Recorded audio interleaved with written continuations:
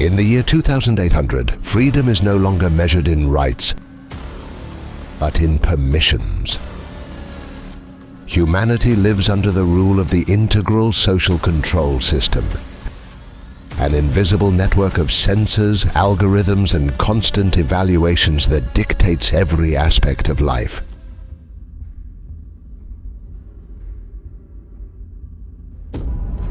There are no visible police forces, no prisons, no protests. Order is maintained through total surveillance and behavioral conditioning. Each citizen carries a coexistence profile, a dynamic score that determines everything from transportation access to the food they are allowed to eat, from the public spaces they can enter to the speed at which their requests are processed. Negative emotions are detected and corrected through visual and auditory stimuli, while private conversations are softened in real time to prevent conflict. The cities are spotless and safe, designed to eliminate every risk, even the risk of thinking too much. The official version of history is rewritten each year to fit the current narrative, and useless ideas are erased without a trace. Entire generations raised from birth within this system hardly remember what it meant to act without supervision. And yet, hidden beneath layers of data and permissions, small groups keep alive a forbidden art. Speaking without filters. In soundproof basements, beyond the reach of censors, they attempt to preserve forbidden words and uncorrected stories, knowing that their very existence is a threat to the artificial balance holding the world together.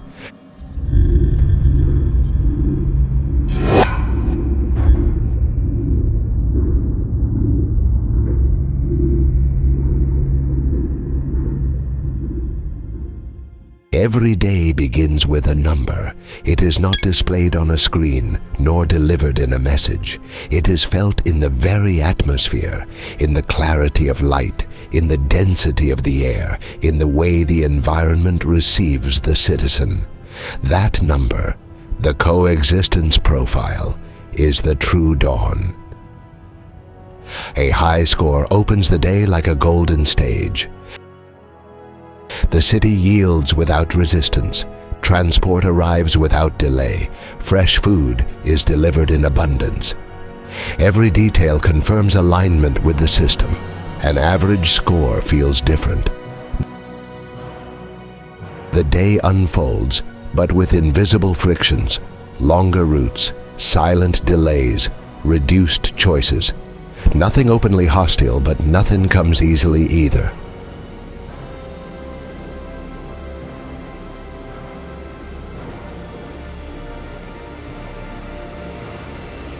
At the lowest levels, the difference is undeniable.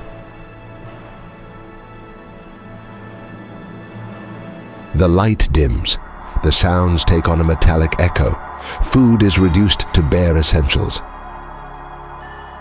There are no explicit punishments, yet every detail of the environment whispers the same reminder.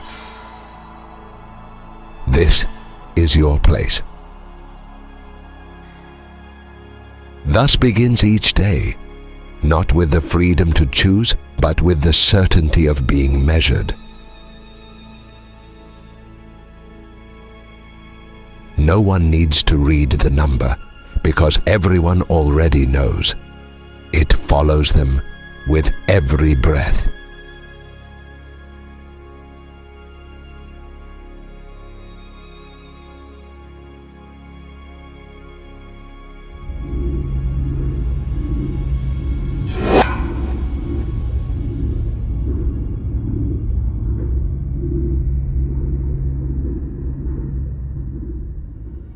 The cities of the 2080s are not built to be inhabited, but to inhabit the citizen.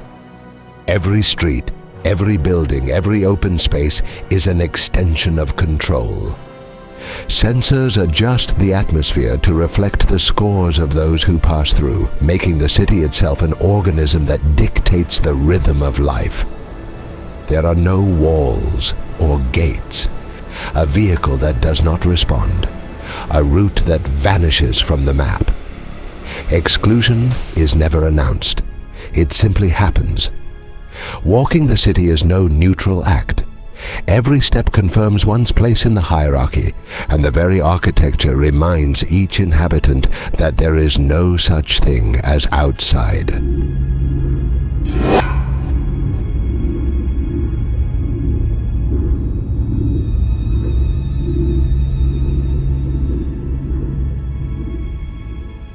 By the 2080s, words no longer belong entirely to the ones who speak them. Every sentence is filtered, reshaped, and softened before it reaches another ear. Anger rarely survives intact. Rage is diluted into neutral phrases. Sorrow becomes a muted tone. Irony disappears completely.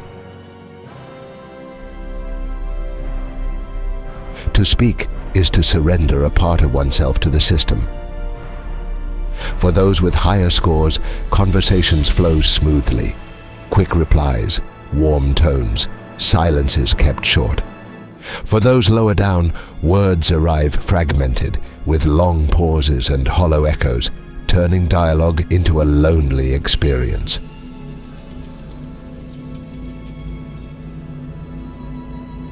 Communication is no longer a bridge between people, but a monitored performance. Thought itself becomes irrelevant. What is heard is always the approved version. Language has ceased to be a right. It is now a concession, a common tongue regulated to preserve harmony, at the cost of erasing dissonance.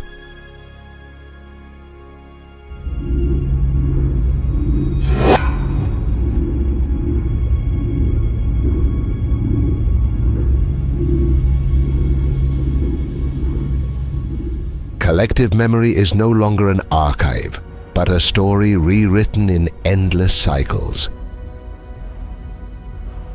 What was true yesterday can be erased, adjusted, or transformed into something else entirely. History does not exist as fixed fact, only as authorized narrative. It began in the 2030s, when the first artificial intelligence systems were deployed to fight misinformation.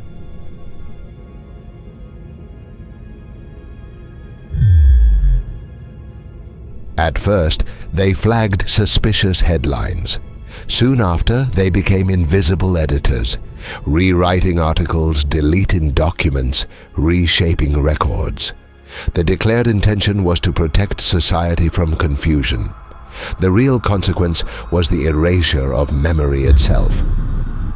Over time, the line between remembering and forgetting vanished. Generations grew up consuming official versions of the same events, revised every year, reshaped every decade. No citizen could be certain of truth, only of what was authorized.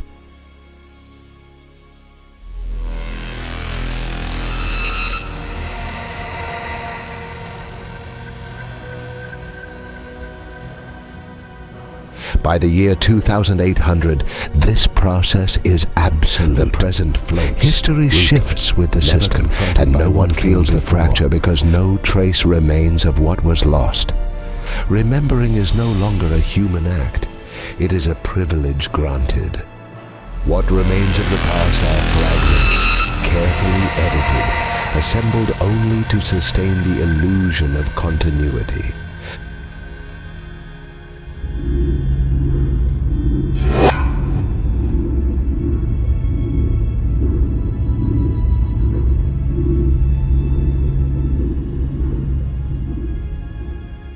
Yet even within this perfect order, cracks persist.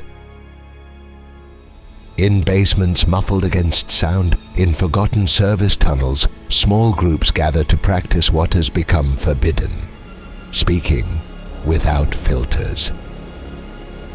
They are not rebels with banners, nor visionaries dreaming of revolution. Their defiance is quieter.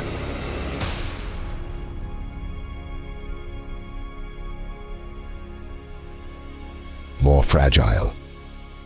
To preserve forbidden words, to hold memories no archive will keep, to tell stories untouched by the system's hand.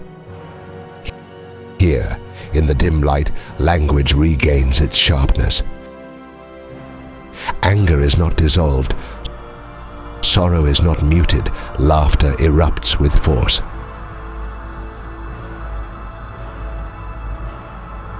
For a few hours, the world feels human again,